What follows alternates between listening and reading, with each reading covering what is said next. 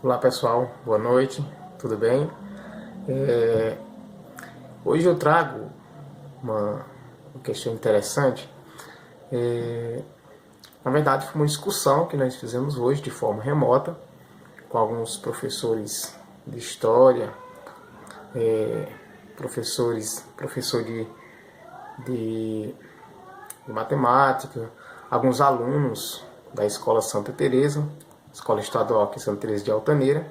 E nessa discussão nós falávamos sobre uma questão de que nós pudéssemos associar a revolta da vacina ocorrida no Rio de Janeiro em 1904, portanto iniciando o século XX, e a questão do momento atual que o nosso país está passando por essa crise de saúde pública, principalmente no que tange a pandemia do novo coronavírus, que já ceifou uma infinidade de vítimas, não é? E nessa discussão eu trago agora, nesse pequeno vídeo, a parte que me coube, onde eu fiz uma associação justamente desse confronto, né, dessa rebelião que aconteceu no Rio de Janeiro, a revolta da vacina, que na verdade foi uma rebelião popular ocorrida contra a vacina antivaríola. E aí nós dissemos, de forma contextualizada, que Rio de Janeiro era um estado na época que estava passando por uma série de dificuldades, como hoje está, não é? Mas naquela época uma série de dificuldades, crise sanitária, onde a população estava também passando por dificuldades financeiras, não é? E aí o presidente na época, Rodrigues Alves, assumiu o governo em 1902, e aí ele determinou, né, nas mãos do sanitarista, do médico Oswaldo Cruz, determinou que o Rio de Janeiro passasse, né, por uma campanha de vacinação contra a antivaríola, né? É um vírus que se espalhava também muito forte, né? E aí, essa crise sanitária do Rio de Janeiro, com ratos, mosquitos, que eram transmissores de doenças fatais, como a peste bubônica, a febre amarela, que ceifavam milhões de vítimas, não é? E aí ele decidiu urbanizar a cidade do Rio de Janeiro, nomeando, portanto, o engenheiro Pereira Passos, né, para prefeito, e o médico Oswaldo Cruz para diretor da saúde pública. E aí iniciou uma grande campanha, né, contra a varíola. O que é que nós queremos dizer com isso? Que essa campanha no Rio de Janeiro ela foi feita de forma errônea, né?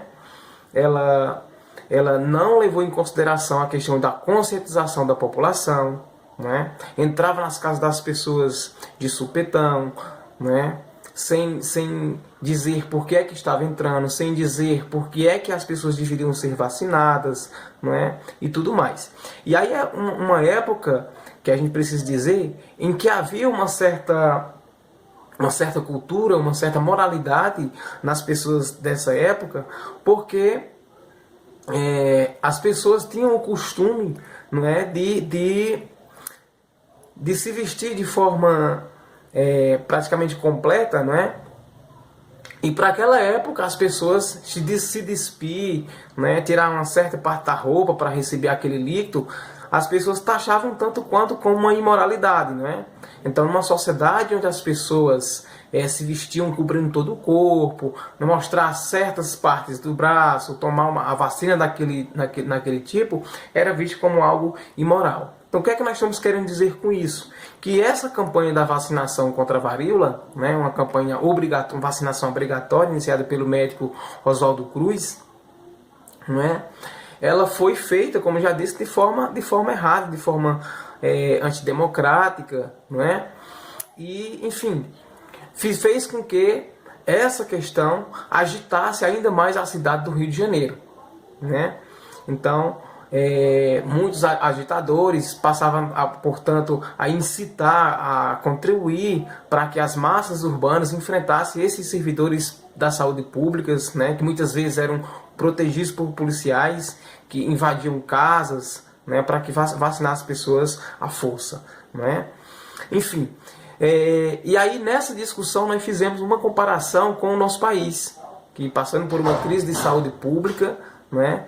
E aí essa crise de saúde pública que o nosso país está passando muitas vezes leva a uma adoção de medidas que não levam em consideração a questão científica do nosso país, né?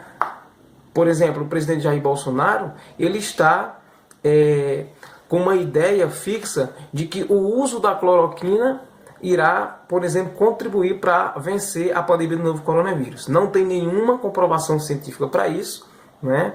Então desconsidera as ações de cientistas, desconsidera a ação de pesquisadores, né? E é uma questão que, se nós pudéssemos associar com o Brasil dos anos 1900, né? Aquela campanha era autoritária e essa agora ela é uma campanha que desconsidera a ciência, desconsidera os pesquisadores e não tem nenhuma ação efetiva do presidente da República que possa, por exemplo, combater essa pandemia do novo coronavírus.